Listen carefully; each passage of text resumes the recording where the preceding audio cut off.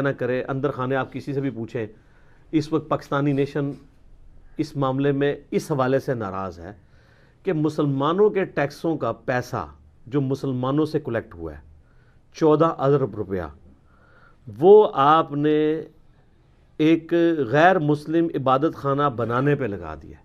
اسلام یہ تو کہتا ہے کہ غیر مسلموں کے عبادت خانے توڑے نہ جائیں, ان کی تعمیر میں رکاوٹ نہ بنے, لیکن یہ نہیں کہتا کہ ایک مسلمان حکومت مسلمانوں کا پیسہ مندر بنانے میں, اور وہ تو اناؤنسمنٹ کی ہے ہمارے فارم منسٹر نے جی 400 مندروں کو بھی ہم رینوویٹ کر رہے ہیں, مسجد کسی کا بھی نام نہیں لیا انہوں نے. تو میرا ایک معصومانہ سوال ہے کہ اسلام آباد میں صرف ایک شاہ فیصل مسجد آپ نے بنوائی ہے, جو بھی آپ کو وہ بھی نہیں توفیق ہوئی, وہ بھی سعودیہ نے پیسہ دیا ہے, ورنہ اس مسجد کا نام تھا قومی جامعہ مسجد. وہ چونکہ عرب سے پیسہ ہے تو اس کا نام رکھ دیا گیا شاہ فیصل مسجد. ایک مسجد اسلام آباد میں حکومت نے نہیں بنوائی. پلاٹ ضرور دیے ہیں, مسجد تو لوگوں نے خود بنائی ہیں. بریلوی, دیوبندی, اہل حدیث, شیعہ سے آپ جا کے پوچھ لیں, کوئی ایک مسجد انگلی رکھے ہے کہ حکومت ہم نے یہ مسجد ہم نے بنوائی ہے. اور دوسری طرف صرف 5000 سکھ خاندان ہیں, ان کا آپ 100 سال کا بھی ٹیکسز کا پیسہ اور جزیہ جمع کریں تب بھی 14 ارب روپیہ نہیں بنتا. آپ کیا سمجھتے ہیں 14 ارب کتنی رقم ہے؟ اگر 1 لاکھ آپ روزانہ کا خرچ کریں تو 25 سے 30 سال چاہیے 1 ارب کو ختم کرنے کے لیے. یہ جا کے گھر گن لیں, 1 لاکھ روز کا, مہینے کا نہیں. اب وہ جناب وہ سلائڈیں چلا رہے ہیں جی, وہ جی ہم نے $20 قیمت رکھی ہے, 5000 لوگ روزانہ آئیں گے, اور اس کو ٹورزم کا نام دے رہے ہیں. ٹورزم کریں, ہمیں تو اس میں کوئی حرج نہیں تھا. ہم یہ کہتے ہیں کہ آپ کفر و شرک کے اڈے کیوں بات کر رہے ہیں, اور ہم یہ درباروں پہ بھی یہی کہیں گے. مسلم شریف میں حدیث ہے, نبی علیہ السلام نے منع فرمایا ہے قبروں کو پکا کرنے سے, قبروں پر عمارت بنانے سے, اور قبروں پر بیٹھنے سے. لائیو بیٹھنا بھی بے حرمتی ہے, اور اس پہ مجاور بن کے بیٹھنا بھی منع ہے. اور یہ معذرت کے ساتھ محکمہ اوقاف جو ہے یہ دربار بنا کے اس کو بھی انکم کا ذریعہ انہوں نے بنایا ہوا ہے, جہاں پہ غیر شرعی افعال ہو رہے ہیں. دربار پھر کہتے ہیں جی وہ سنت طریقہ دربار پہ جانے کا بتائیں. دربار بنانا ہی غلط ہے. آج میرا ٹاپک نہیں, آپ یوٹیوب پہ جا کے اس حوالے سے آپ لکھیں نا, قبریں, مزارات, گنبد خضرا, اس حوالے سے میرے کئی کلپس کھلیں گے, لاکھوں لوگوں نے وہ کلپس دیکھے ہوئے. آج میں اس ٹاپک کی طرف نہیں جانا چاہتا. لیکن یہ گردوارے بنوانا, مندروں کو رینوویٹ کرنا, دوسری طرف مسلمانوں کی یہ حالت ہے. اب میرا ایک معصومانہ سوال ہے کہ اس وقت جو کشمیر میں 9 لاکھ فوج لگائی ہوئی ہے ظالم انڈین آرمی نے, اس میں سے 2 لاکھ سکھ ہیں. تو یہ گردوارے کے افتتاح کے بعد تو انہوں نے بیلٹیں اتار کے تو انڈین گورنمنٹ کے حوالے کر دی ہوں گی نا کہ جی پاکستانی گورنمنٹ نے ہمارا اتنا ساتھ دیا ہے تو ہم یہ 2 لاکھ لوگ جو ہیں وہ ابھی نوکری سے ریزائن کرتے ہیں, ہم بھی پاکستان شفٹ ہونے لگے. کوئی آئیے خبر. الٹا وہ پوسٹیں بنائی ہوئی ہیں جی, روز کے $20 بنے, مہینے کے اتنے, سال کے اتنے, 5000 بندہ آئے گا, اور ادو آئے گا ویکھا جائے گا 5000 روز دا. 5000 روز ہے, یہ تھوڑی ایویں پرسیپشن ہی غلط ہے.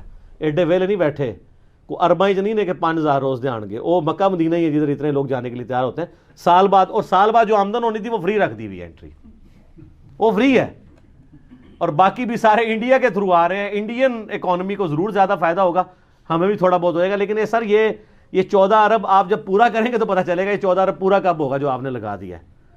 ویسے تو آپ بے شک کیلکولیشن کرتے ہیں, لیکن پریکٹیکل گراؤنڈ ریئلٹیز اس سے بالکل ڈیفرنٹ ہے.